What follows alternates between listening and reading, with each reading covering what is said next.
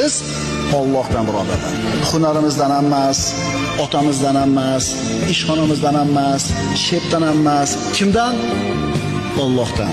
Sen tirikmisan? Demak, rizqing bor. Agar rizqing tugagan bo'lsa, o'lasan. Shuning uchun musulmon odam o'zini xor qilmaydi. Rizq topaman deb, shepga, oshnasiga, qo'shnisiga. Meni rizqim Allohning qo'lida. Seni ishxonangda ishlamasam, boshqa yerdan Alloh rizqini yetkazaveradi deydi. Agar iymoni komil bo'lsa, rizqini Allohdan yeygan. Shep, meni haydamang, мне нужна эта работа deydi. Menga kerak shu ish deydi. Haydamang deydi. Alloh taolo rizqini bitta eshigini yopib qo'ysa, boshqasini albatta ochadi. Chunki siz tirikmisiz? Robbis subhanahu va taolo sizni rizqingizni o'zini zimmasiga olgan. Xotirjam bo'ling, qo'rqmang, cho'chimang. Kursda o'ynashdan ham qo'rqmang, do'konlar buzilib ketdi desam qo'rqmang. Sizni rizqingizni Alloh o'zini zimmasiga olgan. Xotirjam bo'ling.